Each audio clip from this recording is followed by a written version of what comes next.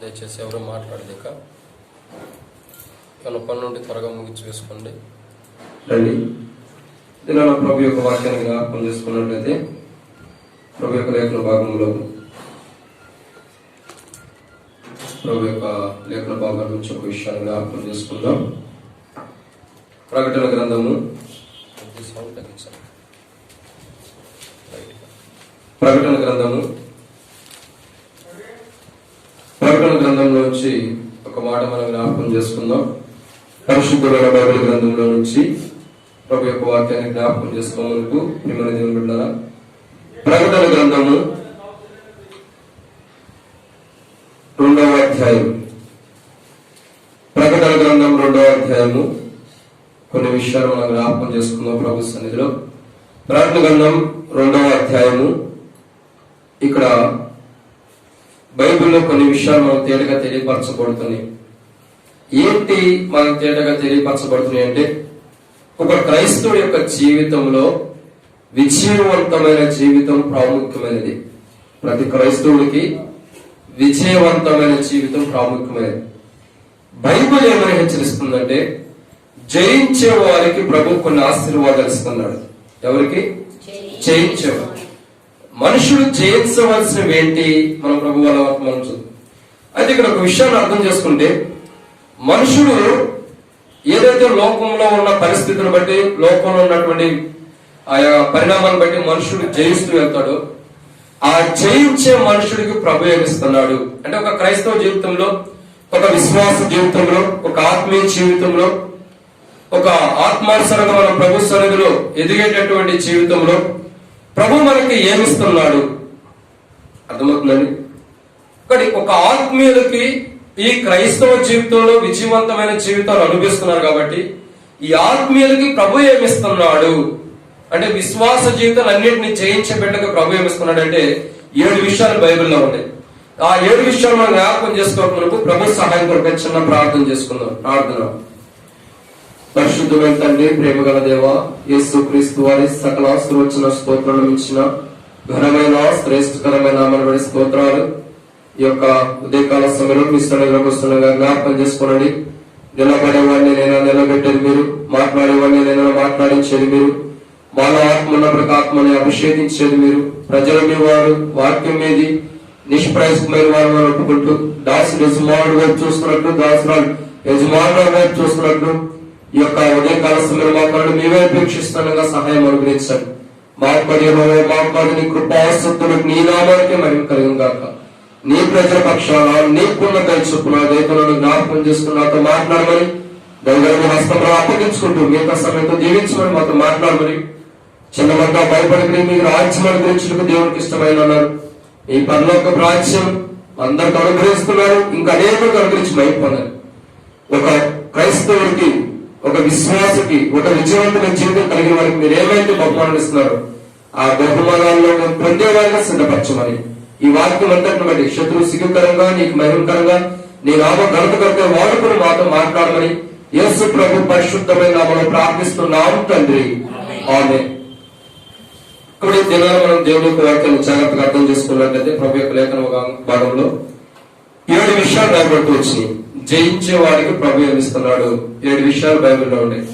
దాంట్లో మొదటి మాట మనం జ్ఞాపకం చేసుకున్నట్లయితే, ఒక క్రైస్తవుడి యొక్క జీవితంలో విజయవంతమైన జీవితం కలిగిన వాడు ఏం పొందుతున్నాడు దేవుని ద్వారా మనం చూసినట్లయితే, మొట్టమొదటి మనం చూస్తున్నాం ప్రకటన గ్రంథం 3వ అధ్యాయం 5వ వచనం. ప్రకటన గ్రంథం 3వ అధ్యాయం 5వ వచనంలో మాట్లాడబడుతుంది. జయించువాడు ఏం పొందుతున్నాడు? జయించువాడు ఎలాగో తెల్లని వస్త్రములు ధరించుకుని జీవ గ్రంథంలో నుండి అతని పేరెంత మాత్రము పెట్టగా. కాబట్టి ఉదయకాల సమయంలో మనం ప్రభు యొక్క లేఖన భాగాన్ని జ్ఞాపకం చేసుకున్నట్లయితే, ప్రభు మనతో మాట్లాడే లేఖన భాగాన్ని జ్ఞాపకం అర్థం చేసుకున్నట్లయితే, ఒక క్రైస్తవుడికి, విజయవంతమైన జీవితం కలిగిన క్రైస్తవుడికి ప్రభు ఏమిస్తున్నాడంటే, మొదటిగా ఈ లోకాన్ని, లోకంలో ఉన్న కోరికల్ని, లోకాశల్ని, సమస్తాన్ని కూడా జయించేటటువంటి క్రైస్తవుడికి ప్రభు ఏమిస్తున్నాడంటే, మొదటిగా బైబిల్ సెలవిస్తుంది కదా, తెల్లని వస్త్రాలు ఇస్తా ఉంటాడు. ఏమిస్తున్నాడు? తెల్లని వస్త్రములు. కొన్ని ఇక్కడ మనం చూసినట్లయితే, నేటి దినాల్లో ఒక ముగ్గురు తెల్లని వస్త్రాలు వేసుకున్నారు. మిగతా వారందరూ కూడా రకరకాల వస్త్రాలను ధరించుకున్న వారు ఉంటారు. ఇక్కడ ఒక విషయం ఏంటంటే, ఈ మందిరంలో ఉన్నటువంటి కొద్ది మందిలో కూడా రకరకాలైనటువంటి వస్త్రాలు ఎవరికి తోచినది, ఎవరికి దేవుడు బయలుపరిచిన విధానంలో వారి వస్త్రాలు వారు కట్టుకుని ఇక్కడ మందిరానికి వచ్చిన వారు ఉన్నారు. బైబిల్లో వాక్యాన్ని మనం జాగ్రత్తగా అర్థం చేసుకున్నది, పరలోకంలో ఒక విశ్వాసికి విజయవంతమైన జీవితం, సమస్తాన్ని జయించుకుంటూ, ఈ లోకాన్ని జయించుకుంటూ, లోక కోరికను జయించుకుంటూ, ఒక సమస్తాన్ని కూడా జయించుకుంటూ వెళ్ళేటటువంటి విశ్వాసికి ప్రభు ఏమిస్తున్నాడంటే, మొదలుగా తెల్లని వస్త్రాలు ఇస్తున్నాడు. గుర్తుపెట్టుకోండి, 5,000 రూపాయలు పెట్టి చీరలు కొన్నా, 10,000 రూపాయలు పెట్టి చీర కొన్నా, 1,00,000 రూపాయలు పెట్టి చీర కొన్నా. మొన్న ఎక్కడో షాపింగ్ మాల్కి అయితే చెప్తున్నారు 1 lakh ఉంటుందండి ఈ శారీ, ఇంకెక్కువ వచ్చారు. నువ్వు 1,00,000 రూపాయలు పెట్టి శారీ కొను, 1,00,000 రూపాయలు పెట్టి చీర కొన్నా, అది ఈ లోకంతోనే, ఆ లోకంలో మనతో పాటు రాదు. ఒకడు సర్వలోకమును సంపాదించుకుని తన ప్రాణమును పోగొట్టుకుంటే ప్రయోజనం ఏముంది? నువ్వు 1,00,000 రూపాయలు చీర కట్టుకో, పరలోకానికి వెళ్ళకపోతే ఏమిటికి? అది మన మీద కాల్చుకోవడానికి కూడా పనిచేయదు, ఎందుకు ఉపయోగం లేదు. బైబిల్ ఏమని సెలవిస్తుందంటే, ఒకడు సర్వలోకమును సంపాదించుకున్న ప్రయోజనం లేదు. ఎందుకు? వాడు ఎంత సంపాదించుకున్నా, ఎంత కష్టపడినా, ఎంత ప్రయాసపడినా, తనకి సమస్తాన్ని లోకానుసరణ సంపాదించుకున్నాడు, కానీ దేవుణ్ణి సంపాదించుకునే విషయంలో వెనకబడి ఉన్నాడు. దేవుణ్ణి సంపాదించే విషయంలో వెనకబడి ఉన్నాడు కాబట్టి అతని లోపల ఎంత సంపాదించుకున్నా ప్రయోజనం లేదు. ఎందుకు? ఉపయోగం లేనిది. హైటెక్ సిటీ ఏదో చూస్తే నిన్న ఏదో పని మీద వస్తా ఉండగా ఢిల్లీ వస్తుంటే కార్లు కనబడుతుంది, అంత పిచ్చుకుళ్ళలాగా కట్టుండే, ఇంతంత పెట్టులాగా. ఒక్కొక్కరు చూస్తే 15 floors 13 floors అంటే 20 అంతస్తులు 30 అంతస్తులు అట్ట కట్టుండే. అది ఏ గాలికి పూడింది, పడద భూకంపం పోతే మొత్తం కిందకు వచ్చేసింది. ఉపయోగం లేదు.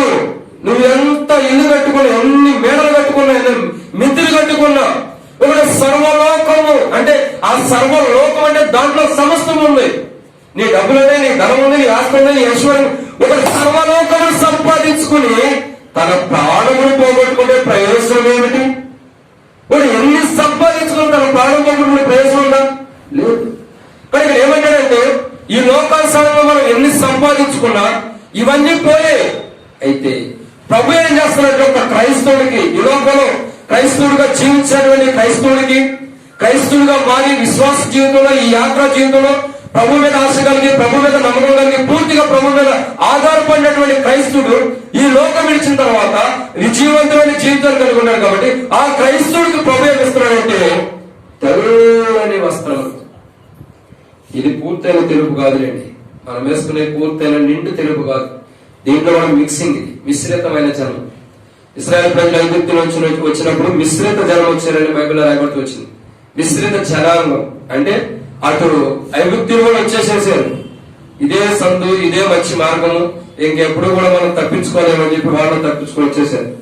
అయితే ఇక్కడ ఒక విషయాన్ని అర్థం చేసుకోవాలంటే, బైబిల్ మనం తెలియపరుస్తున్న మనం జాగ్రత్తగా అర్థం చేసుకున్నది, జయించే వాడికి ప్రభు ఇస్తున్నాడంటే తెల్లని వస్త్రాలు ఇస్తున్నాడు.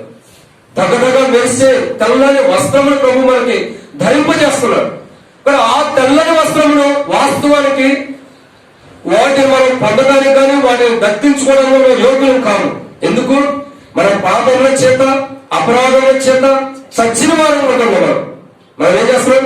పాపముల చేత, అపరాధం చేత చచ్చిపోయిన వారు అనుకుంటున్నాం. కాబట్టి మనం యోగ్యం కాము. కానీ బైబిల్ ఏం చేస్తుందంటే, పాపముల చేత చచ్చిన మానవుని తిరిగి బ్రతికిస్తున్నాడు యేసు ప్రభు. అర్థమవుతుందా? పాపముల చేత చచ్చిపోయిన మానవుని యేసు ప్రభు బ్రతికించి వారికి ఏం చేస్తున్నాడంటే తెల్లని వస్త్రము ధరింపజేస్తున్న వాడు ఉన్నాడు.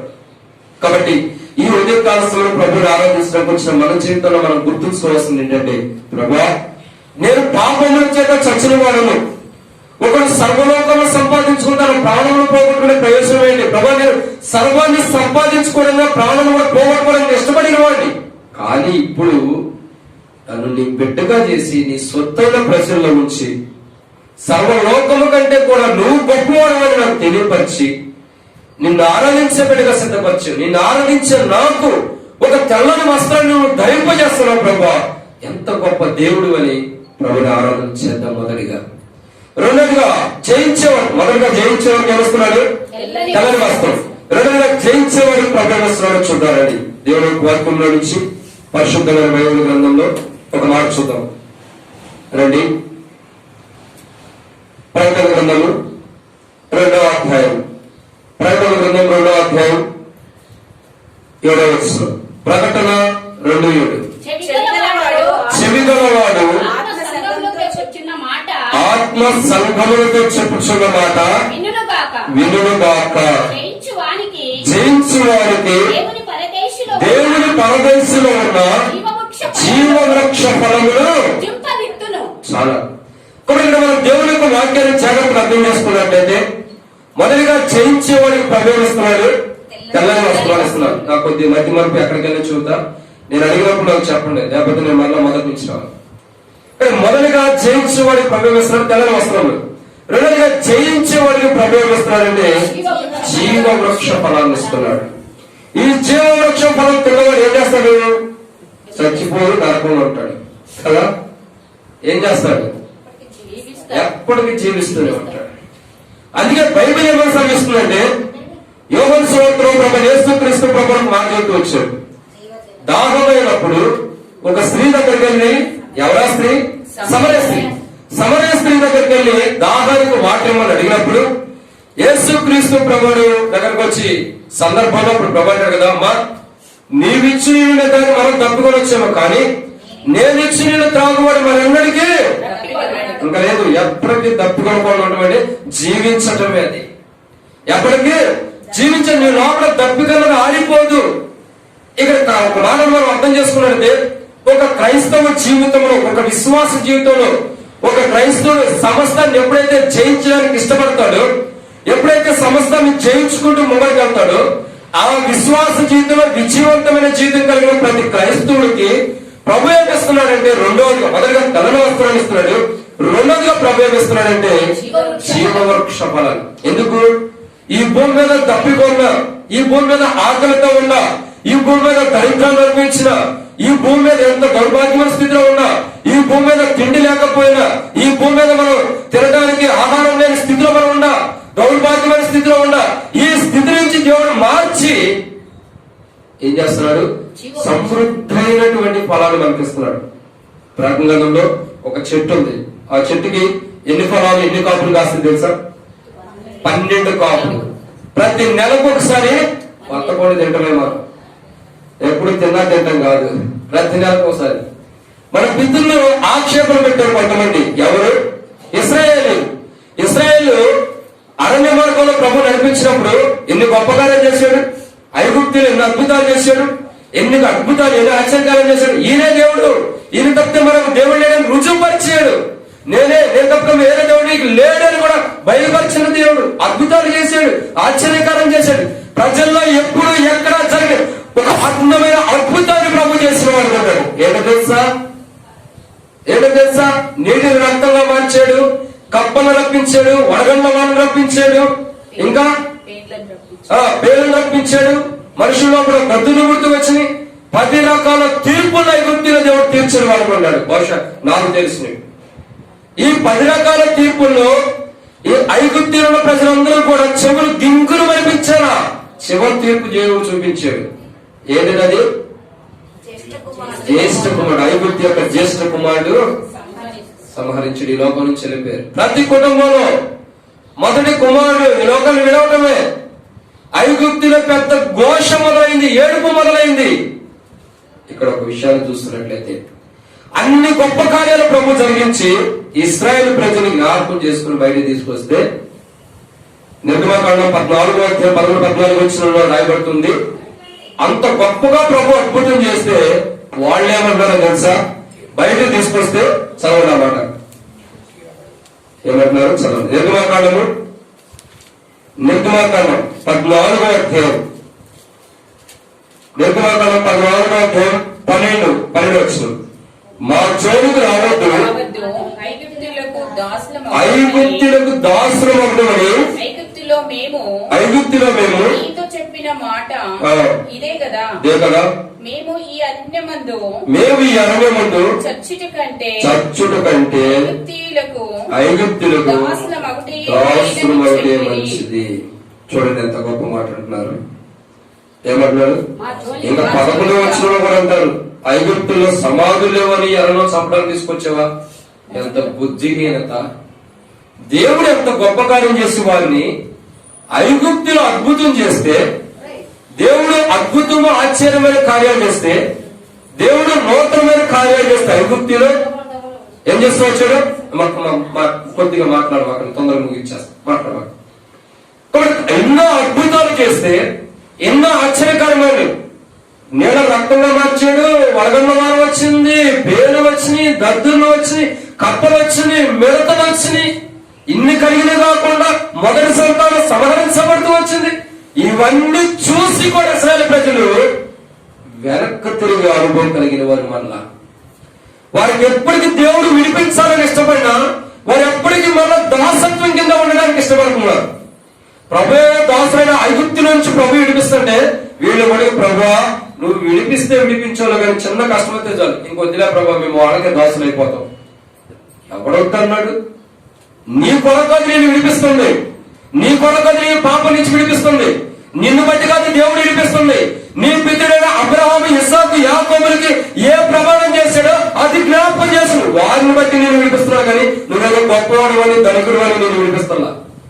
ఆయన దృష్టిలో ఎలాంటి వాడు? బైబిల్ అనబడుతూ ఒక మనుషుని జ్ఞాపకం చేసుకున్నాడు వాడు ఏ పాటి వాడు?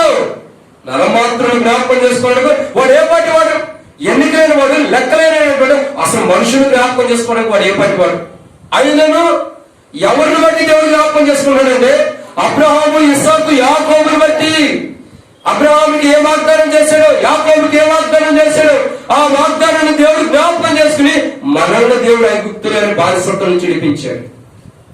అంతేకాని మనల్ని బట్టి దేవుడు విడిపించాలా? మన మూర్ఖతనం, మన తిరుగుబాటు, మన స్వభావం చూస్తే మన పక్కన వారే మనం ద్వేషిస్తారు. మన వ్యక్తిగత జీవితం, మన రహస్య జీవితం బయట పెట్టుకుంటే మన ప్రక్కన వారే, మన తోటి విశ్వాసం మనం అసహించుకుంటారు.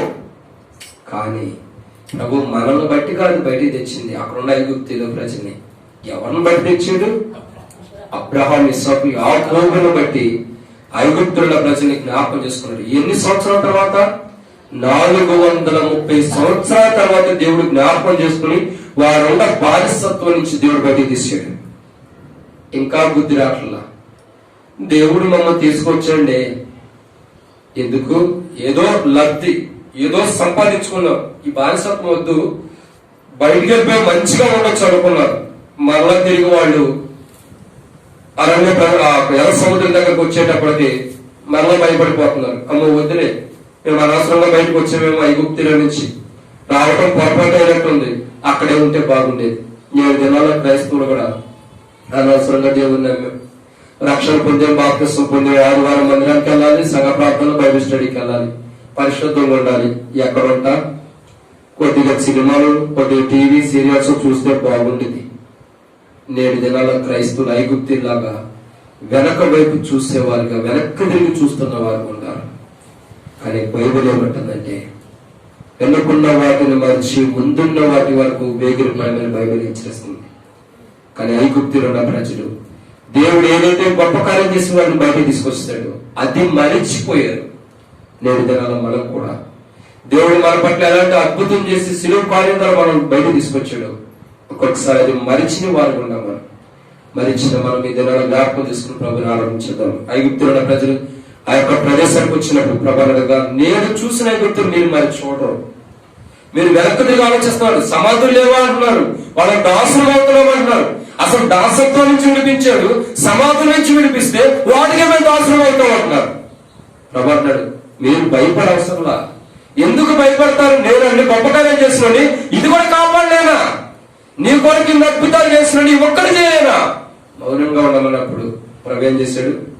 ఓరకనే ఉండండి, మీరేం చేయవసరం, మీరు వెళ్ళి గోడ కట్టవసరంలా, లేదా నది ఆపవసరం, ఏం చేయవసరం, డ్యాములు కట్టవసరంలా, ఓరకే ఉంటే చాలు. డ్యాము దాని అందరూ కలిసి ఏర్పరచబడి ఇశ్రాయేలు ప్రజలు 6 నెలలు నడిచిన వాడు ఉన్నారు. ఐగుప్తులో రాజు సంస్థ కూడా ఆ యొక్క నీటిలో మునిగిపోయిన వాడు ఉన్నాడు. అయితే ఇక్కడ విషయం ఏంటంటే మనం తీసుకున్న కాన్సెప్ట్ ఇప్పుడు దాకా ఎందుకు ధ్యానిస్తూ వచ్చామంటే ఇశ్రాయేలు ప్రజలు దాటిన తర్వాత, ఎర్ర సముద్రం దాటిన తర్వాత అరణ్యంలో ప్రభు నడిపిస్తుంటే వాళ్ళు 40 దినాలు నడిపించేటప్పుడు మధ్యలో ఏం చేస్తూ వచ్చారు? మాకు తినడానికి ఆహారం లేదు.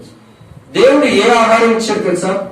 పరలోకపు ఆహారాన్ని భుజించే అధికతనిస్తే, పరలోకపు దేవదూతలు తినే ఆహారాన్ని ఇశ్రాయేలు ప్రజలు పెట్టారు. అసలు ఎక్కడ చరిత్రలో కూడా అలాంటి లేవు. అసలు ఆ మన్నా ఎలా ఉండిద్దో నాకైతే చూడాలని ఎంత కోరిక ఉంది. ఎప్పుడు ప్రభు దగ్గరికి వెళ్తానా ఆ మన్నా ఎలా ఉండిద్దో ఒకసారి చూద్దామని. బహుశా ప్రభు చూపిస్తే ఎప్పటికప్పుడే ఆశ ఉంది. ప్రభు ఈ దినాలన్నా తీసుకెళ్ళి ఎందుకు ఆ పరలోక మన్నా చూడొచ్చామని. మన పితరులు తిన్నారు, దేవదూతలు తిన్న మన్నాను తిని ఇంకా వాళ్ళకున్న దరిద్రం ఏంటంటే మాకు చేపలు లేవు. చేపలు దీని ఎన్ని రోజులు అవుతుంది, మాంసం దీని ఎన్ని రోజులు అవుతుంది, ఇంతేనా ఈయనా ఈ కొత్తిమీర గింజలు లాంటివి ఉన్నాయి, ఈ ఆహారమేనా, మరి మా చేపలు ఎవరు, మాంసం ఎవరు పెడతారు? ఇశ్రాయేలు ప్రజలారా బుద్ధి తెచ్చుకోండి, అంత చేసిన వాడు అవి కూడా పెట్టలేనా? పరలోకంలో మన్నాన్ని తిప్పిన వాడిని ఈయన మీకు ఎవడేనా అని వాళ్ళు నిద్రపోయి లేచేటప్పటికే వాళ్ళ చుట్టూ గోడలా పెట్టున్నాయండి చేపలు. తిని సావులు మీకు కావాల్సినట్టు జనం ఎంత కలుగుతాం అప్పు చెప్పేసి వారు భూ సంబంధమైన వాటి కోసం వేగిరి పడ్డారు, కానీ పర సంబంధమైన వాటి కోసం జయించే జీవితం వాళ్ళు లేకపోవడం ద్వారా లోకంలో పడిపోయిన వారు ఉన్నారు. కానీ నేటి దినాల్లో క్రైస్తవులు కూడా మనం వాటన్నిటిని విసర్జించి, అంటే లోకంలో లోక ఆశల మీద లోక తిండి మీద మనం ప్రాధాన్యత ఇవ్వకోకుండా దేవుని మీద ప్రాధాన్యత ఇస్తున్నాం. కాబట్టి ఈ క్రైస్తవులకి ఏం చేస్తున్నారంటే ప్రభు వాళ్ళు తిన్న దానికంటే గొప్పదైనటువంటి ఆశీర్వాదాన్ని ప్రభు మనకు కలిగించి పరలోకంలో జీవవృక్ష ఫలాన్ని మనకి ఇస్తున్న వాడు ఉన్నాడు.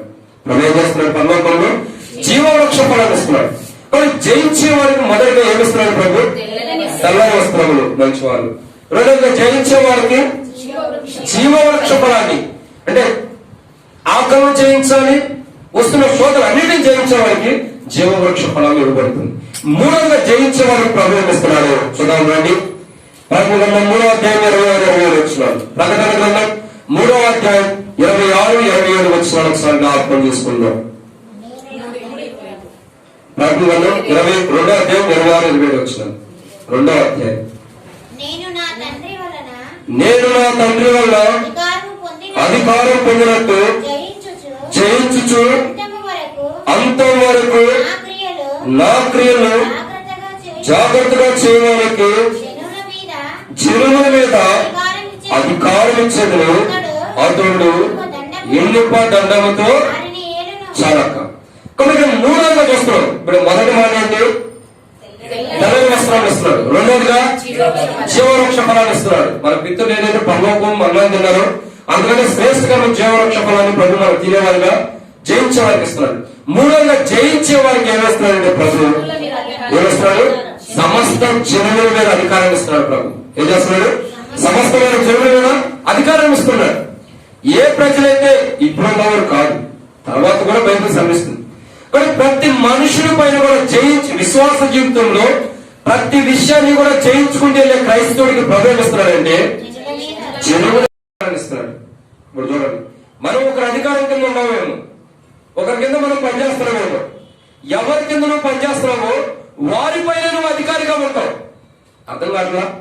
ఎవరి క్రింద అయితే నువ్వు వర్క్ చేస్తున్నావో, అది కూలి పని కానీ, అదేదన్నా సరే సాఫ్ట్వేర్ జాబ్స్ కానీ, ఇంకేదైనా సరే ఎలక్ట్రికల్ డిపార్ట్మెంట్ కానీ, ఇంకే ఎక్సెట్రా ఏ జాబ్ అయినా సరే నువ్వు ఏ పని చేసినా గుర్తుంచుకో, నీ పైన ఉన్న వాడిపైన ఒక దినాన్ని నువ్వే అధికారివి, ఇంకెవరు అధికారి లేరు. నువ్వు ఎవరికైతే కూలి పని చేస్తున్నావు, ఎవరికైతే కష్టపడుతున్నావో వాడిపైన నువ్వే అధికారివి. ఎందుకు సార్? ఒక దినాన దేవుడు తన పైన నేను అధికారిగా నియమిస్తున్నాడు. జయించేవాడు ఈ లోకంలో కొన్ని కష్టాలు పడవచ్చు, తన పైన ఉన్న అధికారి ఎన్నైనా కష్టాలు పెట్టచ్చు, ఎన్ని శ్రమలు పెట్టచ్చు, ఎన్ని నిందలు పెట్టినా ఒక దినాన ఈ నిందించబడ్డవాడే, ఈ హింసించబడ్డవాడే, ఈ గాయపరచబడినవాడే, ఈ అవమానించబడినవాడే ఒక దినాన ఏం చేయబోతున్నాడు? అధికారం చేయబోతున్నాడు. అధికారం కింద ఉన్నవాడు అధికారం చేయబోతున్నాడు. అధికారం కింద ఉన్నవాడు ఏం చేయాలా? పైన యజమానుడు ఏం చేద్దా చేయాలి. ఒక శతాధిపతి ప్రభు దగ్గరికి వచ్చి అన్నాడు, అయ్యా నువ్వు నా దగ్గర రావాల్సిన, ఎందుకంటే నా దగ్గర అనేక మంది పరివారుడు, ఒకడు రమ్మంటే వస్తాడు, ఒకడు పొమ్మంటే పోతాడు. కాబట్టి ఇక్కడ కింద పనిచేసే వాడు ఎలాంటి వాడంటే రమ్మంటే రావాలి, పొమ్మంటే పోవాలి, అంతవరకే. కానీ అధికారి ఎప్పుడు అతను ఏం చెప్తే కింద చేయాలి, ఎదిరించడం లేదు. రాబోతున్న దినాల్లో ఒక క్రైస్తవుడి లోకాన్ని జయించే క్రైస్తవుడు ప్రభు ఏం చేస్తున్నాడంటే విజయవంతమైన జీవితం కలిగిన క్రైస్తవుడికి అధికారం ఇస్తున్నాడు. ఏంటి? తన కింద ఉన్న వారిని పరిపాలించుకోవడానికి. ఒకడు పొమ్మంటే పోవాలి, రమ్మంటే రావాలి. అట్లాంటి గొప్ప అధికారాన్ని ప్రభు మనకి ఇస్తున్నందుకు ప్రభుని ఆరాధించేద్దాం. ఎందుకంటే ఈ లోకమానుసారమైన అధికారాల మీద ఆశ ఉంది మనకి, ఉండకూడదు కూడా. కొంతమంది డబ్బు కోసం డబ్బు మీద ఆశ కలిగి ఉంటారు, కొంతమంది అధికారం పిచ్చి కలిగి ఉంటారు. ఎవరు ఎలాంటి అధికారం కలిగి ఉన్నా మన అధికారం ఈ లోకానికి సంబంధించింది కాదు. మనం పరిపాలించే అధికారం, మన కింద ఉన్న జనులు, మనం ఒక జనులపై అధికారం ఉండేది ఈ లోకానుసారమైన కాదు, పరలోక సంబంధమైనటువంటి అధికారాన్ని ప్రభు మనకి ఇస్తున్నాడు. ఆ పరలోకంలో ప్రభు మనకు అధికారాన్ని ఇస్తున్నందుకు ప్రభుని ఆరాధించేద్దాం. ఎవరికి అధికారాన్ని ఇస్తున్నాడు? జయించేవాడికి పరలోకంలో అధికారాన్ని ఇస్తున్నాడు. అక్కడ మనకు కూడా పరలోకంలో ప్రభు అధికారం జయిస్తున్నారా, జయించట్లేదు ఏమో తర్వాత తెలిసింది. కానీ జయించే వారికి, ఒకవేళ ఎవరైతే జయిస్తారో ఈ లోకాన్ని, వారికి పరలోకంలో ప్రభు అధికారాన్ని ఇచ్చేవాడు, సర్వం మీద అధికారాన్ని ఇచ్చేవాడు. మనకేం చేస్తున్నాడు ప్రభు? అధికారం ఇస్తున్నాడు. ఏం చేస్తున్నాడు? అధికారం ఇస్తున్నాడు. నాలుగోదిగా జయించేవాడు ప్రభు ఏం చేస్తున్నాడు అని చూద్దాం. జయించేవాడు ప్రభు ఇప్పుడు మనం చెప్పుకోవచ్చు. మొదటి మాట, జయించేవాడికి ఏమొస్తున్నాడు? తెల్లని వస్త్రములు. రెండోదిగా జీవవృక్ష ఫలం. మూడోదిగా జయించేవాడికి చెరువుల మీద అధికారం ఇస్తున్నాడు. నాలుగోదిగా జయించేవాడు ప్రభు ఏమిస్తున్నాడు? ప్రకటన గ్రంథం 2వ అధ్యాయం 17 ప్రకటన 2:17 సంఘములతో ఆత్మ చెప్పుచున్న మాట చెవి గలవారు వినుడుగాక, జయించు వారికి మరుగైన మన్నాడు భుజింపడిత్తును, మరి అతనికి తెల్లరాతిరిత్తును, ఆ రాతి మీద చెక్కబడిన ఒక కొత్త పేరును పొందిన వారికి కాదు, మరి ఎవరికి కానీ ఇక్కడ నాలుగోదిగా జయించేవాడికి ప్రభు ఏమిస్తున్నాడంటే కొత్త పేరు ఇస్తున్నాడు. ఏం చేస్తాడు? ఉంది, కానీ ఇది కూడా కలిపేస్తాడు. నాలుగోదిగా ఒక విశ్వాస జీవితంలో, ఒక ఆత్మీయ జీవితంలో, ఈ లోకంలో ప్రతి క్రైస్తవుడు, జయించే క్రైస్తవుడికి ప్రభు ఏమిస్తున్నాడంటే నాలుగోదిగా ఏమిస్తున్నాడు? కొత్త పేరు ఇస్తున్నాడు ప్రభు. ఏం చేస్తున్నాడు? ఒక కొత్త పేరు. ఇప్పుడు మనం రకరకాల పేర్లు పెట్టుకుంటాం. ఒక రకం మరియమ్మక్క పేరు పెట్టుకుంటాం. ఇక్కడ ఉండాలి ఎవరన్నా మరియమ్మక్క అంటే ఉండాలా? సరే, లోదియాక్క అని పెట్టుకుంటాం. అవును, కొన్నారా? పోవాలి లోదియాక్క. ఒక్కొక్కరికి ఒక పేరు మనం పెట్టుకుంటాం. అంత మునిపేమో ఒక పేరు ఉంటుంది, ఇప్పుడు ఏమైతుంది ఇంకో పేరు పెట్టుకుంటాం. అంటే తప్పు కాదులేండి, ప్రభువుని నమ్మిన తర్వాత మనం పేరు మార్చుకుంటాం. అయితే పరలోకంలో దేవుడు ఇంకొక పేరు ఇస్తున్నాడు మనకి, అది కొత్త పేరు. అది ఎవరో తెలుస్తుందంటే నా పేరు నాకే తెలిసింది, నీ పేరు నీకే తెలిసింది, ఎవరిదాకా తెలియటం లేదు. ఇప్పుడు ఏం చేస్తాం? ఏదైనా సందర్భం వచ్చినప్పుడు అయ్యా యెరూషలేము ప్రార్థన మందిరం ఎక్కడ అంటాం. ఆ మందిరం పేరు మాకు తెలియదు అన్నాడు అనుకో, పలానా అన్న ఎక్కడ మార్కాన్ని వెళ్ళి అంటాం. ఇదిగో ఇదిగో అని చెప్పి, మార్కాన్ని కూడా తెలియకపోతే పాత పేరు ఏందో అది చెప్తాం. ఇదిగో ఇక్కడే పలానా గడిలో ఉందంట. ఇక రేపు నా పేరు ఎవరు చెబుతాం లేదు, పొందిన వాడికి తప్ప మరొకటి తెలియదు అన్నప్పుడు రహస్యమైన పేరు అది. దేవుడిచ్చే దాన్ని నీకు రహస్యంగా దాచిపెట్టేస్తున్నాడు దేవుడు. అంత గొప్పవాడు. ఎవరికి తెలియలేకోకుండా, ఎవరికి బహిరంగంగా ఉండకోకుండా, బట్టబయలు కాకుండా దాచిపెట్టి మరలా నీకు ఇస్తున్నాడు దేవుడు. దాచిపెట్టి మరీ దేవుడు మనకి ఇస్తున్నాడంటే ఆ పేరు ఎంత గొప్పది. కాబట్టి ఇక్కడ నాలుగోదిగా చూస్తున్నాడు, ఒక కొత్త పేరుని దేవుడు ఇస్తున్నాడు. ఎప్పుడు మనం పొందని పేరు, ఎన్నడూ చూడని పేరు, ఎప్పుడు వినని పేరుని దేవుడు ఒక క్రైస్తవుడికి, విశ్వాసంగా చేయించి క్రైస్తవుడికి కొత్త పేరు ఇస్తున్నాడు. ప్రభుని ఆరాధించబోతున్న మన జీవితాలు, ప్రభా నాకు నువ్వు కొత్త పేరుని ఇస్తున్నావంట. నీ పేరట నేను పేరు పొందడానికి అర్హత లేనివ్వండి. 2, నా కొరకే కొత్త పేరు నువ్వు దాచిపెట్టాడు. కొంచెం నాకే తెలిసింది, అయితే నా కొరకే ఆ పేరును మర్మంగా దాచిపెట్టావు ప్రభా. అలా దాచిపెట్టడానికి కూడా అర్హత లేనివ్వండి ప్రభా. అసలు ఆ కొత్త పేరు నేను పొందడానికి యోగ్యురాలు కాదు ప్రభా అని ప్రభుని ఆరాధించేద్దాం. యోగ్యుడు కావాలని మనకి కొత్త పేరు ఇస్తున్నాడు. వాస్తవానికి ఆ పేరు మనకు సంబంధించిందా? ఆ కొత్త పేరు కానీ, జీవవృక్ష ఫలం కానీ, ఇంకా చూసినట్టు అధికారం కానీ, ఇవన్నీ ఎవరికి సంబంధించినవి అంటే ఇశ్రాయేలు ప్రజలకి. ఎవరు? ఇశ్రాయేలు ప్రజలకి. కానీ వారు ఇశ్రాయేలు ప్రజలు త్రోసివేసేది నిజమైన రక్షకుడి. ఆయన మాటలు వినలా, ఆయన మాటలు పెడచెవిని పెట్టారు. కాబట్టి ఏం చేశాడు? ఇశ్రాయేలు కొరకే వచ్చిన ప్రభు కుక్క పిల్లలమైన మనకి బిస్కెట్ అనుగ్రహించాడు. ఉందా లేదా? బైబిల్ మాట మత్తయి సువార్తలో ఉంది. ఒక స్త్రీ వచ్చి ప్రభుని అడిగింది, ప్రభా నా కుమార్తె దేని బట్టి ఉంది, బాగు చేయ ప్రభు అంటే, అమ్మా నేను నశించిన ఇశ్రాయేలు కొరకు వచ్చిందిలే అని చెప్పి అన్నాడు. నశించిన ఇశ్రాయేలు కొరకే వచ్చిందిలే కానీ అంటే అర్థమేంటి, నీ కొరకు కాదన్నట్టు. కానీ ఆమె ఏమంటుంది, ప్రభు యజమానుని తినేటటువంటి బిస్కెట్ కుక్క పిల్లలతో యుక్తమైనది కాదు కదా. సరే ప్రభు, నువ్వు చెప్పింది మంచిదే ప్రభా, యజమానుని తినే బిస్కెట్ కుక్క పిల్లలతో యుక్తమైనది కాదు. కానీ యజమానుని తినేటప్పుడు జారి కింద పడిన రొట్టె ముక్క కుక్క పిల్లగా ప్రభు తినేది అంటే కుక్క పిల్ల కూడా తింటది అని అర్థం. ఆ కుక్కని నేనయ్యుండా, ఆ పిల్ల కుక్క పిల్ల, నువ్వు కనికరించు అంటే అర్థమండి. ఆ రొట్టె ముక్కలు ఆల్రెడీ మేము కూడా తింటున్నాం కాబట్టి కనికరించు. నశించిపోతున్న మనల్ని, నశించిపోతున్నటువంటి ఆత్మీయమైన ఇశ్రాయేలీయులైన మనల్ని, కుక్క పిల్లల లాంటి స్థితిలో ఉన్న మనల్ని ప్రభు జ్ఞాపకం చేస్తున్న ఏమంటాడు యోహాను సువార్తలో, మిమ్మల్ని దాసులని పిల్లలు ఏమంటాడు, కుక్క పిల్లలు కాదు మనం ఇప్పుడు ఏంటి, యేసు ప్రభు యొక్క సహోదరునిమి, దేవుని యొక్క కుమారులమి. ఇంకా అయిపోయింది. ఇక కుక్క పిల్లల జీవితం అక్కడే పోయింది, వంక జీవితం. కుక్క పిల్లలు అంటే ఒక అమెరికా అతను కుక్క తోకకి సర్వీస్ పరిధిలో వేసి సంవత్సరం పాటు కట్టి అక్కడ పెట్టాడట. తోకకి సంవత్సరం దాకా కట్టి పెట్టి మంచి బద్దలేసి చక్కగా స్ట్రైట్ గా చేసి బాగా కట్టి పెట్టాడు. సంవత్సరం తర్వాత ఓపెన్ చేశాడు, లైన్ వచ్చేసింది. ఆయన అన్నాడంట, ఎవడో కానీ తప్పు అన్నాడు కుక్క తోక వంకరని. కుక్క తోక ఎప్పుడైనా నిలువుగా స్ట్రైట్ గా ఉండేది కానీ వంకర ఉండదు, చూడు నేను స్ట్రైట్ గా చేసి పెట్టానని చెప్పి బాత్రూమ్కి వెళ్ళి వచ్చాడు. ఈ బాత్రూమ్కి వెళ్ళి వచ్చేదానికి ఇది మొత్తం రౌండ్ తిరిగి వచ్చేసింది. స్ట్రైట్ గా ఉన్న కుక్క తోక ఏమైంది, సంవత్సరం కట్టి పెట్టాడు దానికి. ఆ తోకకి బదిలేసి కడిలేసి మంచిగా తాడుతో సంవత్సరం కట్టి పెట్టాడు. సంవత్సరం నాన్న భరించింది దాని తోకలేదా బద్దిని. సంవత్సరం భరించాడు కుక్క అతని ఆనందం కోసం 5 నిమిషాలు వచ్చింది. బాత్రూమ్కి వెళ్ళి వచ్చి దానికి ఆనందంగా అత్త నిరుత్సాహం అయిపోయింది. ఏమైంది అప్పుడు, మన్నా లైన్ తిరిగిపోయింది. అప్పుడు అన్నాడు, నాదే బుద్ధి తక్కువ, సంవత్సరం దీని కొరకు టైం వేస్ట్ చేశాను. మనుషుల జీవితం అంతా కూడా వంకల జీవితమే. కుక్క మారదు, మనుషుడు మారదు. మారినటువంటి కుక్కలమైన మనల్ని యేసు ప్రభువు మార్చి వాడుకున్నాడు. మార్పు చెందని మనల్ని, వంకర జీవితం కలిగిన మనల్ని, వంకర మార్గంలో వెళుతున్న మనల్ని ప్రభుని యేసుక్రీస్తు ప్రభువు కనబడి ఇక్కడ రాయబడినట్లు నేనే మార్గము సత్యము జీవనం అని చెప్పి ఆయన మార్గంలో నడిపించిన వాడుకున్నాడు. వంకర మార్గంలో ఉన్న మనల్ని, కుక్క స్వభావం కలిగిన మనల్ని, కుక్కలాగా ఉన్న మనల్ని ప్రభు జ్ఞాపకం చేసుకుని ఆయన సహోదరుడుగా, ఆయన తండ్రి యొక్క కుమారుడుగా సిద్ధపరిచినటువంటి ప్రభుని ఆరాధన చేద్దాం.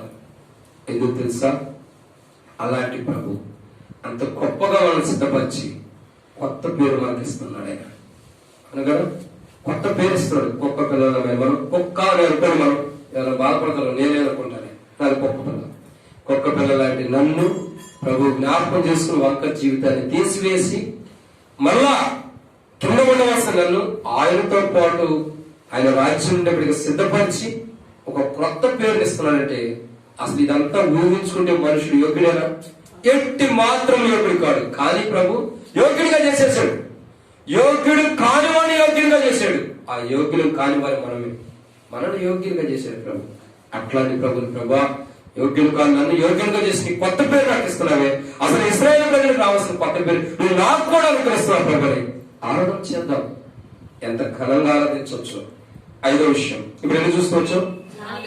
4. మొదటిగా తెల్లని వస్త్రములు, 2వదిగా జీవవృక్షం, 3వదిగా మనుషుల మీద అధికారం, 4వదిగా కొత్త పేరు. 5వ విషయం చూద్దామండి. ప్రకటన 3వ అధ్యాయం 11వ వచనం. ప్రకటన 3 క్షమించండి, ప్రకటన 3వ అధ్యాయం 12వ వచనం. జయించువాడిని నా దేవుని ఆలయంలో ఒక స్తంభముగా చేసేదను. అందులో నుండి వాడి వెలుపడకపోడు మరియు నా దేవుని పేరు పరలోకంలో నా దేవుని యొక్క నుండి దిగివచ్చుచున్న నూతనమైన నా దేవుని పట్టణపు నూతన దేవుని పట్టణం పేర్లు కొత్త పేర్లు వారి మీద. కాబట్టి మనం చూస్తున్నటువంటి కోణం 5వ విషయం చూస్తున్నాం. ఎవరికైనా వాక్యం అర్థం అవుతుందో అర్థం కావట్లేదు? అర్థం కాకపోతే చెప్పండి, మరో కోణం మళ్ళీ స్టార్ట్ చేద్దాం. ఇప్పుడు సగం అయిపోయింది, ఇంకే స్టార్ట్ చేస్తారు బ్రదర్, తొందరగా ముగించండి అంటారా? అలాగే ముగించేస్తాం. ఇప్పుడు మనం దేవుని యొక్క వాక్యాన్ని చూసినట్లయితే 5వ విషయాన్ని చూస్తున్నాం. 5వ మాట ఏంటంటే జయించేవాడికి ప్రభు ఏమిస్తున్నాడంటే 5వదిగా ఏమిస్తున్నాడు? ఒక జయించేవాడు ఒక స్తంభముగా దేవుడు నిలవబెడుతున్నాడు. తన ఆలయంలో ఒక పాత్రగా నిలవబెట్టి అదన్నిటికీ కదలపోకుండా ఇస్తున్నాడు. ఇప్పుడు చూడండి, ఒక వ్యక్తిని కట్టేస్తే కదులుతాడా? కట్లకు తీస్తే కదిలి వెళ్ళిపోతాడు ఇటు. చిన్నపిల్లలను పట్టుకోండి, చిన్నపిల్లలను తీసుకొచ్చి అక్కడ గట్టిగా పట్టుకోండి. మన మందిరానికి వెళ్ళాం, ఒక సంఘానికి ఇక్కడే లోకల్ వెళ్తే చిన్నపిల్లల పాపం వాళ్ళకి ఏం తెలియదు అనుకోండి, అటు ఇటు పరిగెత్తూ ఉంటారు. వాళ్ళ తల్లిదండ్రులు ఎంత కొట్టుకోవాలన్నా వాళ్ళు ఆగట్లా, అటు ఇటు తిరుగుతూనే పరిగెత్తూ ఉంటారు. ఇప్పుడు మన సంఘంలో చిన్నపిల్లలు లేరట్టుకుంటారండి, లేకపోతే భవిష్యత్తు వాళ్ళు రాలేదేమో దేవుని పనులు. అయితే అదే తప్పు విషయం కాదు. ఏదో ఒక విషయాన్ని అర్థం చేసుకున్నట్లయితే చిన్నపిల్లలు మనం ఆపలేము. ఎందుకు? వారికి ఏం తెలియదు. ఇది దేవుని మధ్య అని, ఇది దేవుని సన్ని తెలియదు. వాడేది చిన్నతనం కాబట్టి సహజంగా వాళ్ళు తిరిగి వాళ్ళ ఆటలు చేసుకుంటారు. కట్టు పెట్టినా ఆగరు. ఎందుకు? ఎడగొడ పరిగెత్తారు. కానీ అలా పరిగెత్తేటటువంటి స్థితిలో ఉన్న మనం, అలా చిన్నపిల్లలుగా దేవుని దృష్టిలో అటు ఇటు పరిగెత్తే స్థితిలో ఉన్న మనల్ని ప్రభు ఏం చేస్తున్నాడంటే తన ఆలయంలో ఒక స్తంభంగా నిలబెడుతున్నాడు. ఏంటి ఆలయము? అసలు ఆలయం ఏంటని చూస్తే నూతనమైన యెరూషలేము పట్టణము. ఈ నూతనమైన యెరూషలేము పట్టణం ఎవరి కోసం వస్తుంది? ప్రకటన 19 రాయబడుతూ వచ్చింది. ఎవరు? గొర్రెపిల్ల భార్య ఉంటుంది దాంట్లో. ఎవరు? గొర్రెపిల్ల భార్య. గొర్రెపిల్ల భార్య అంటే ఎవరు? సంఘం. సంఘం అంటే సంఘం. ఇప్పుడు గుర్తుపెట్టుకోండి, సంఘం అంతా కూడా గొర్రెపిల్ల భార్య కాదు. ఇది కూడా చెబుతా. గొర్రెపిల్ల భార్య అంటే సంఘము లోపటి నుంచి వధువు చేస్తాడు ప్రభు. అర్థం కాలేదు కదా? సింపుల్ గా చెప్పి నేను ముగించేస్తాను. సమయం నాకు కూడా ఎదురు కనబడుతుంది, అయిపోయింది. సంఘము లోపటి నుంచి ప్రభు ఏమో చేస్తాడంటే ఒక విషయం నేను చెప్తాను. మనం ఎవరైనా సరే వివాహానికి ఇన్విటేషన్ కార్డు ఇస్తాం, అందరినీ పిలుస్తాం. అందరూ పిలిచిన వాళ్ళు అందరూ వస్తారా? కొంతమంది ఎవరైనా ఇంట్రెస్ట్ ఉన్నవాళ్ళు, పరిస్థితులు బాగున్న వాళ్ళు వస్తారు, బాగున్నారు. కొంతమంది పరిస్థితి బాగపోతున్నారు, కొంతమంది ఇంట్రెస్ట్ లేకుండా ఏమైతే కోవిడ్ వెళ్తే ఏమొచ్చిందని. సరే, ఇక్కడ ఒక విషయం ఏంటంటే ఈ ఇన్విటేషన్ అనేది సకల ప్రజలకి సువార్త రక్షణ, సకల ప్రజలకి సువార్త రక్షణ గురించినటువంటి వార్త ఇన్విటేషన్. తర్వాత వచ్చిన వారు ఎవరంటే దేవుని సన్నిధి తమ బలహీనత పడడం తెలుసుకుని దేవుని సన్నిధికి వచ్చిన వారు, పశ్చాత్తాపడడానికి వచ్చిన వారు కొంతమంది ప్రజలు. ఈ ప్రజల్లో ఏమవుతారంటే పిలువబడిన వారు, అనేకులు ఏర్పరచబడిన వారు, కొందరు ఏర్పరచబడిన వారు వాళ్ళు. అయితే ఇక్కడ విషయం ఏంటంటే కొంతమంది వస్తారు, వచ్చిన వారైనా ఏం చేస్తారు? ఇక్కడ సపోజ్ ఇది పెళ్లి కుమారుడు సీట్ అనుకోండి, నాకు పెళ్లి అయిపోయిందండి, నేను కాదు. ఈ పెళ్లి కుమారుడు కూర్చునేటటువంటి ఒక స్టేజ్. ఈ స్టేజ్ మీద పెళ్లి కుమారుడు, పెళ్లి కుమార్తె, వాక్యం చెప్పే సేవకులు, మ్యారేజ్ చేసేవాళ్ళు ఉంటారు. అంతేగా? మ్యారేజ్కి వచ్చిన వాళ్ళందరూ ఏడ కూర్చుంటారా? ఏడ కూర్చుంటే వీళ్ళు ఏం చేయాలా? కింద కూర్చోవాలి. కాబట్టి వీళ్ళ స్టేజ్ ఇది, వీళ్ళకి ప్రత్యేకించబడింది. కానీ వాళ్ళు ఆడ కూర్చున్నారు, తిన్న వాళ్ళని చూస్తున్న వరకే. కానీ ఇక్కడికి వచ్చే ఛాన్స్ లేదు. ఎందుకు? ఇది ప్రత్యేకించబడినటువంటి స్థలం, వారి కొరకు కేటాయించబడినటువంటి జనం. ఒకప్పుడు వాళ్ళు కూడా అలా కూర్చుని చూసిన వాళ్ళే. సమయం వచ్చింది కాబట్టి కలిసి తీయబడి వీళ్ళు ఇక్కడ వివాహం చేసుకుంటారు. అదే సందర్భంలో సంఘం అంతా కూడా కింద కూర్చుని చూసేవాళ్లే, పైకి వచ్చి కూర్చోడానికి సమయం లేదు సంఘానికి. సంఘం అంతా కూడా ఏంటంటే జస్ట్ అట్లా చూసి నిదానికి చూస్తమే, ప్రభుని స్థుతించడం, ప్రభుని కనపరచడం, ప్రభుని ఆరాధించడం సంఘం. కానీ గొర్రెపిల్ల వధువు అంటే ఏంటంటే ఈ కూర్చున్న వాళ్ళ నుంచి ప్రత్యేకించి దేవుని వివాహం చేసుకుంటారు. అర్థం కదా? ఈ కూర్చున్నటువంటి సంఘంలో సంఘం ఏం చేస్తుంది? ప్రభుని ఆరాధిస్తుంది. అది సంఘం లోపల కూడా అన్నిటిని చేయించుకుంటే విశ్వాస జీవితంలో, ఆత్మీయ జీవితంలో సమస్తాన్ని చేయించుకుంటే యేసుక్రీస్తు ప్రభువుకి ప్రాధాన్యత ఇచ్చి లోకానికి ప్రాధాన్యత ఇవ్వనటువంటి క్రైస్తవుడిని ప్రభు ఏం చేస్తాడంటే తన భార్యగా సిద్ధపరచుకుంటాడు. సంఘం వేరు, భార్య వేరు. సంఘం చూసి ఆరాధించి అంతవరకే. భార్య ప్రభుత్వ పాటు ఉంటుంది. ఇప్పుడు చెప్పండి, ఒక భర్త ఎక్కడ ఉండే భార్య అక్కడే ఉంటుంది, అవునా? భర్త ఒక చోట భార్య ఒక చోట ఉండరా? నేను అట్లాగే ఉండాలండి అంటే వేరే విధంగా అపార్థం చేసుకోవాలి. అది రేపల్లి. ఇప్పుడు కొత్తగా జూబ్లీహిల్స్ కొత్త సంఘం ఒకటి ఆరంభించాం, నూతనంగా, అసలు ఎవరు లేదు, మీరైనా కొంతమంది ఉన్నారు, ఒకళ్ళిద్దరు ఆరంభించాం పరిచర్య. కానీ మా మిస్సెస్ ఏం చేసినట్టు అంటే ఆ సంఘం దగ్గర ఉంచాను, నేను ఇక్కడికి వచ్చాను. ఎందుకంటే ఇక్కడ సంఘం అభివృద్ధి కోసం ఆమె ప్రెగ్నెంట్, 7th month కొద్దిగా డెలివరీ అయిన తర్వాత తీసుకురావచ్చాను. కానీ ఈ ఎడబాటు కాదు నేను అంటుంది, నేను చెప్పేది వేరు. కానీ ఇక్కడ చూసినట్లయితే భార్యాభర్తలు విడిపోయి ఉంటారు. ఎందుకు? ఎప్పుడైతే కలిసే ఉంటారు. భర్త ఒక చోట, భార్య ఒక చోట ఉన్నారంటే ఇద్దరి మధ్య అసమాధానం ఉంది. అసమాధానం బట్టి విడివిడిగా ఉంటున్నారు. ఇక్కడ ఒక విషయాన్ని అర్థం చేసుకుంటే భర్త అక్కడ ఉన్నాడు, తన భార్యను కూడా అక్కడే పెట్టాలనుకుంటాడు. ఇప్పుడు భార్య నరకలు కాలిపోతే భర్త పోతే నాకు దరిద్రం పోయింది, నా భార్య నరకంలో కాలుతుంది అనుకుంటాడా? లేదా నా భర్త కాలితే కాలిపోయిన నరకంలో సంతోషం అనుకుంటాడా? అనుకోరు. ఎందుకు? నేను ఎక్కడ ఉన్నానో నా భర్త కూడా అక్కడే ఉండాలని ఇష్టపడతారు. నేను ఎక్కడ ఉన్నా భార్య కూడా అక్కడే ఉండాలనుకుంటా. అదే రీతిలో ముగించిపోతున్నా ప్రియమైన దేవుని బిడ్డారా, యేసు ప్రభు యొక్క భార్యని సంఘం లోపటి నుంచి ప్రభు తీస్తాడు. ఎందుకంటే సంఘంలో కాదు, దాన్ని లోపటి నుంచి ప్రభు తీసి ఆయన భార్యగా ఆయన దగ్గర పెట్టుకుంటాడు. ఆయన ఎక్కడ ఉన్నాడు అక్కడ, ఆయన ఎక్కడ కూర్చుంటాడు అక్కడ, ఆయన ఎక్కడ కూర్చుంటాడు అక్కడ, అక్కడ ఆయన భార్యను పెట్టుకుని వాడుకుంటాడు. చూడండి, భర్త ఎక్కడ ఉన్నాడు, భార్య అక్కడికి వెళ్ళింది. నువ్వు చూడబో నేను చూడబో అన్నారు. ఏం చేస్తారు? ఎక్కడ ఉన్నారు అక్కడికి వెళ్ళింది. కాబట్టి ఇక్కడ మనం గుర్తుంచుకోవాల్సిన కూడా ఏంటంటే, పిలువబడిన వారందరూ చూసేవారే. ఆ చూసే వారి నుంచి సమయం వచ్చింది కాబట్టి వారిని ఏర్పరచుకున్నాడు. ఒక దినాన్ని మనం కూడా చూసేటటువంటి ప్రజల నుంచి మనం కూడా నమ్మకం అన్ని చేయించుకుంటూ వెళ్తే వారి లోపటి నుంచి ప్రభు తీసారి భార్యగా సిద్ధపరుస్తాడు. కాబట్టి ఇక్కడ మనం చూస్తున్నటువంటి కోణం ఏంటంటే, అలా సిద్ధపరుస్తాడు. ఆయన భార్య ఎవరు? వధువు. కానీ ఈ వధువు ఎక్కడ ఉందంటే నూతనమైన యెరూషలేము పట్టణంలో. ఈ నూతనమైన యెరూషలేము పట్టణంలో మనల్ని ప్రభు ఏం చేస్తున్నాడు? ఒక స్తంభముగా నిలబడుతున్నాడు. ఇక్కడ చూడండి, మెట్రో పిల్లలు తయారు చేయబడి మెట్రో స్టార్ట్ చేసిన తర్వాత ఎవరో మంత్రి కొడుకు ఒక అతను రేపు కూడా తాగి కార్ డ్రైవింగ్ చేసుకొస్తే వీళ్ళ పిల్లలను గుద్దేశాడంట, చచ్చిపోయాడండి. కానీ పిల్లలకి ఎంత కూడా రాలేదంట ఆ యొక్క సిమెంట్, అంటే అంత గట్టిగా వేసారు కదా. ఈ శాశ్వతం కానిగా అంత గట్టిగా ఉంటే శాశ్వతమైనటువంటి దేవుని రాజ్యంలో ప్రభు మనల్ని అంత గట్టిగా నిలబెడుతున్నాడు. కథనం ఇంకా బయటకు నువ్వు వెళ్ళిపోవడానికి కూడా ఛాన్స్ లేదు. ఇక అక్కడ స్థిరంగా దేవుడు నిలబెట్టాడు కాబట్టి ఆ రెండే ప్రభుని కనపరచింది. అంటే అట్లా దేవుని ఆలయంలో ఒక స్తంభంగా ప్రభు మనం నిలబెట్టినందుకు, కథలుగా నిత్యం స్థిరముగా ప్రభుని ఇచ్చినందుకు ప్రభుని ఆరాధించేద్దాం. 6వ విషయాలు చూద్దామండి. నేను ఈ 2 విషయాలు త్వరగా ముగించి వస్తున్నాను. 6వ విషయాలు చూసినట్టు జయించేవాడికి ప్రభు ఏం చేస్తున్నాడు? జయించేవాడికి ప్రభు ఏం చేస్తున్నాడు? ప్రకటన 3వ అధ్యాయం 27 వచ్చినాడు. ప్రకటన 3వ అధ్యాయం 27 వచ్చినాడు. నేను జయించిన నా తండ్రితో కూడా ఆయన సింహాసనం కూర్చున్న ప్రకారము జయించు వారిని నాతో కూడా సింహాసనం కూర్చుండా నిచ్చెను. కానీ ఆ రోజుగా జయించేవాడికి ప్రవేశిస్తున్నాడు. 5 విషయాలు చెప్పాను, త్వరగా చెప్తారా?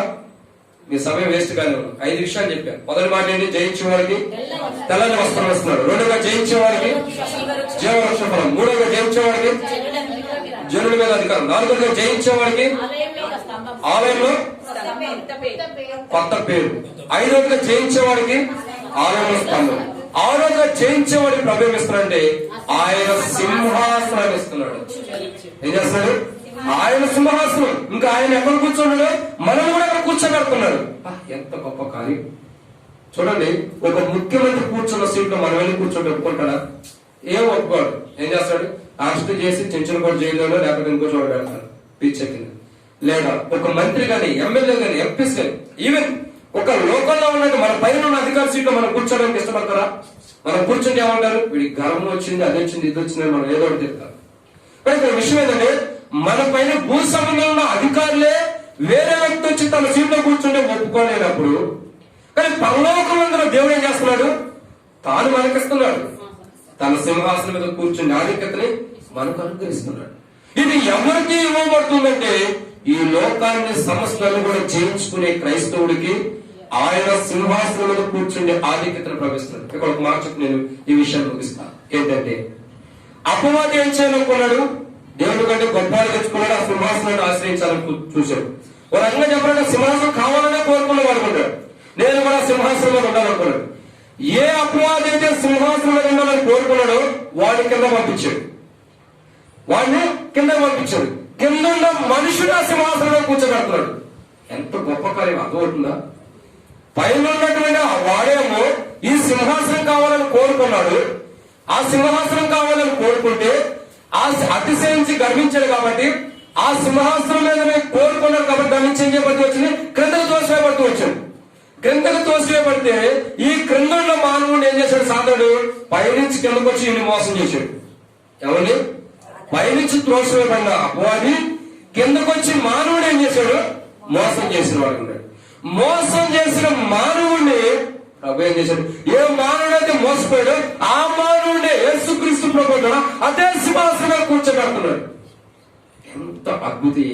అర్థమైందా మీకు? ఏమీ అర్థం కాల. మళ్ళీ చెప్తే బాగుంటుంది. మళ్ళీ చెప్తాం. ఈ అన్నకు అర్థమైనట్టుంది అంతే. సంతోషంగా ఉంటున్నాడు ఆయన. ఇక్కడ ఒక విషయం ఏంటంటే, సింహాసనం కోరింది అపవాది, దేవుడు దాన్ని కోసి కింద పడేశాడు. అది కిందకు వచ్చిన తర్వాత ఏం చేసిందంటే, మనుషుని కింద ఉన్న మనుషుని పాపంలో పడవేసింది.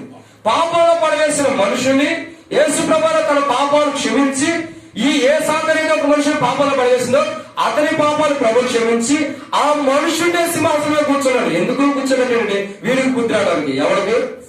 సాతానికి.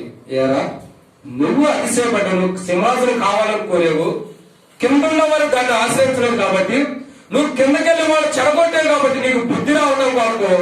వాడు సింహాసనం కోరకపోయినా వాళ్ళకి నేను సింహాసనం ఇస్తున్నా. ఎంత ధన్యకరమైన జీవితం! వాడు కోరాడు, వాడు కిందకు వచ్చి మనం చెడగొట్టాడు.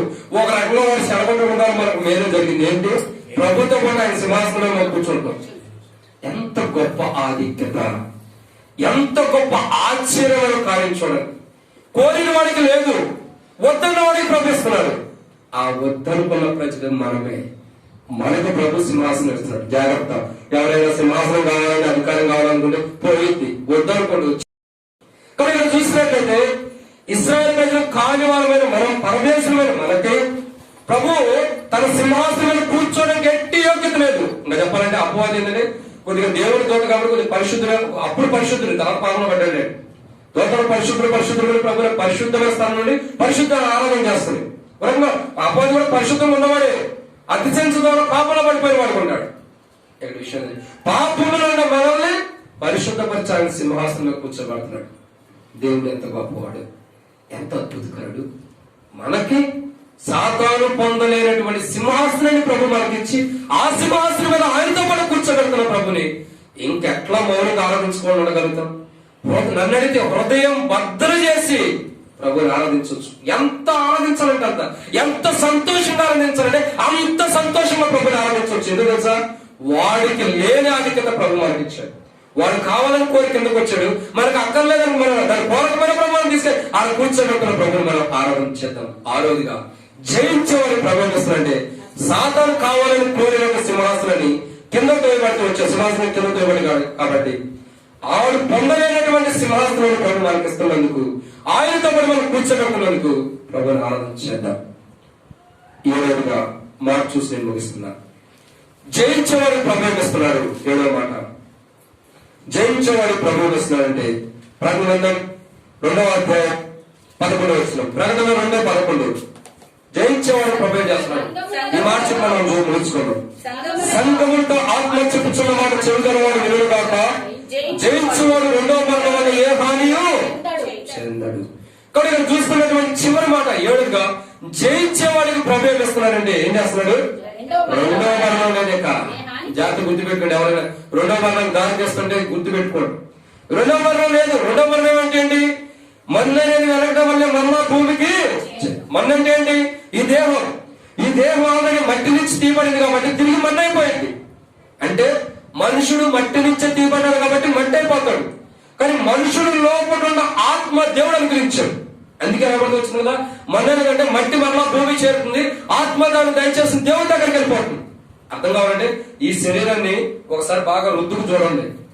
నువ్వు ఎంత కొన్ని 100 రూపాయలు 200 100 రూపీస్ సోపు పెట్టి నువ్వు కడిగినా మరలా తిరిగి నీ దేహం ఏంటో రుద్దితే మట్టి వచ్చింది. 1000 రూపాయలు పెట్టి సబ్బు కొనుక్కో, సోపు కొనుక్కొచ్చుకో, దాన్ని పెట్టి రుద్ది సబ్బు అయిపోయినంత వరకు నువ్వు స్నానం చేసిన బయటకు వచ్చిన తర్వాత మరలా రుద్దితే మట్టే వచ్చింది. ఎందుకు? ప్రభు జ్ఞాపకం చేస్తున్నావు. ఒరే, నువ్వు మట్టి నుంచి తీపడ్డావురా, నువ్వేమో సోప్ నుంచి తీపడలేదు, నువ్వేమో రూపా నుంచి వేరే దాని నుంచి తీపడలేదు, బంగారం నుంచి తీపడలేదురా, నువ్వు మట్టి నుంచి తీపడ్డావు. మనకు గుర్తు చేయడానికి మన దేహం ఎప్పుడు రుద్దినా మట్టి వచ్చింది. అందుకే దేవుడు గుర్తు చేయడానికి పెట్టాడు. అది మనుషుడు గుర్తు చేసుకోవాలి. కానీ ఇక్కడ ఒక విషయాన్ని అర్థం చేసుకున్నట్లయితే, చివరిగా మనం ముగిస్తున్న విషయాన్ని అర్థం 9 నుంచి వరకు ఈ మట్టి మరలా తిరిగి మట్టిలో కలిసిపోయింది. అనేక మంది కొంతమంది కాలుస్తారు, కాలం వాడతారు. అది తప్పు. ఎందుకు? మనం మట్టి నుంచి తీపడ్డా మట్టికి వెళ్ళిపోవాలి. మనం నిప్పులో నుంచి తీపడలేదుగా, మనం కాలిపోవాలి. మనం మట్టి నుంచి తీపడ్డా కాబట్టి మట్టి అయిపోతాం. అంటే ఈ దేహానికి మరణం ఉంది, కానీ మన లోపల ఉన్న ఆత్మకి మరణం లేదు. అయితే మరణం ఎవరికి ఉందంటే, పదవులను రాయబడితే వచ్చింది, అబద్ధికులు, మోసగాళ్ళు, దొంగతనం చేసేవాడు, వ్యభిచారులు, మాంత్రికులు, నరహంతకులు వీళ్ళందరికి కూడా ఏముంది? అగ్నిగుండం. అది రెండో మరణం. అంటే ఈ శరీరానికి మరణం లేదు, మన లోపల ఉన్న ఆత్మకి మరణం ఉంది. ఈ ఆత్మ ఏంటంటే అబద్ధం ఆడేవారికి, మోసం చేసేవారికి, దొంగతనం చేసేవారికి, వ్యభిచారులకి, మాంత్రికులకి, విగ్రహాలకి, మా సమస్తం భూమి మీద ఉన్న సర్వానికి కూడా, సమస్త ప్రజలకు అపవిత్రంగా ఉండే ప్రతి మనుషులు కూడా ఏముంది? రెండో మరణం. అంటే అబద్ధం ఆడేవాడికి ఆత్మ నరకంలో పడుతుంది. నువ్వు జాగ్రత్త గుర్తుపెట్టుగా, నువ్వు ఒక్క అబద్ధం ఆడేవాడి నువ్వు నరకానికి వెళ్తున్నట్టే, నువ్వు ఒక మోసం చేసేవాడి నరకానికి వెళ్తున్నట్టే, ఒక దొంగతనం చేసేవాడి నరకానికి వెళ్తున్నట్టే, ఒక వ్యభిచారం చేసేవాడి నరకానికి వెళ్తున్నట్లే, ఒక మోసం చేసేవాడి నరకానికి వెళ్తున్నట్లే, ఒక విగ్రహాన్ని ఆశ్రయించి ఆరాధిస్తున్న నరకానికి వెళ్తున్నట్లే, ఒక మాంత్రికుడి దగ్గరికి ఆశ్రయిస్తున్న నరకానికి వెళ్తున్నట్లే. బైబిల్ ఏమంటుందంటే ఇలాంటి స్థితిలో ఉంటాం మనల్ని, రెండవ మరణానికి దారి తీస్తున్న మనల్ని ఆ మరణం నుంచి ప్రభు తప్పించి జయించే జీవితాన్ని ప్రభు మనకి ఇచ్చాడు. ఆ రెండవ మరణాన్ని ప్రభు తప్పిస్తున్నాడు. కాబట్టి ఏడవదిగా జయించే వారికి ప్రభు ఏమిస్తానంటే రెండవ మరణం ఏం చేయకుండా కాపాడుతున్నాడు, అధికారాన్ని ఇస్తున్నాడు. ఇక మనకు రెండవ మరణం ఏం చేయదు. రెండవ మరణం పైన మనం సవాల్ ఇసుకోవచ్చు. రెండవ మరణమా, నువ్వు ఎక్కడున్నావు? నీ పైన నా ప్రభు విజయం పొందాడు, ఆ విజయంలో నన్ను పాలువాడిగా చేశాడు. ఇక నాకు రెండవ మరణం లేదు. భవిష్యత్తులో కూర్చున్న వాళ్ళకి ఎవరైనా రెండవ మరణానికి దారి తీస్తుంటే జీవితం మార్చుకుందాం, ప్రభుని ఆరాధించుకున్నాడు. ఎందుకంటే నువ్వు అబద్ధం ఆడుతున్నావా, రెండో మరణం ఉంది. మోసం చేస్తున్నావు, రెండో మరణం. దొంగతనం చేస్తున్నావు, రెండో మరణం. పాపం చేస్తున్నావు, రెండో మరణం ఉంది. ఒక స్త్రీని మోహం చూస్తూ చూస్తున్నావా, ఒక పురుషుని మోహం చూస్తూ చూస్తున్నావా, నీకు రెండో మరణం ఉంది. గుర్తుంచుకో, ఆ మరణం నుంచి ప్రభు తప్పించాడు, అధికారాన్ని ఇచ్చాడు. నువ్వు రెండో మరణం నీ పైన అధికారం చలాయించి తెలిపో. నువ్వు నాతో పడిన రాజ్యం నీకు రెండో మరణం లేదని ప్రభు మనం సిద్ధపరిచిన అనుకుంటాడు. రెండో మరణం ప్రభు తప్పించినందుకు జయించేవాడికి రెండో మరణం లేదు. అలా ప్రభు మనకు రెండో మరణాన్ని తప్పించాడు. అంటే మన ఆత్మ ఈ దేహం ఎట్లా కలిసి ఈ ఆత్మకి మరణం లేదు కాబట్టి ఆత్మ మరణం లేకుండా ప్రభు సిద్ధపరిచినందుకు ప్రభుని ఆరాధించేద్దాం. ప్రభా, నా ఆత్మ పరిశుద్ధులను పుణ్య పక్కనేవని బైబిల్. పరిశుద్ధుని యొక్క ఆత్మ పాతాళంలో ఉండలేవు. పాతాళంలో మన ఆత్మలో కాకుండా మనం పరిశుద్ధులుగా చేసి ప్రభు యొక్క రాజ్యంలో ప్రభు సిద్ధపరిచినందుకు ప్రభుని ఆరాధించేద్దాం. ఆరాధన ప్రవేశిద్దాం.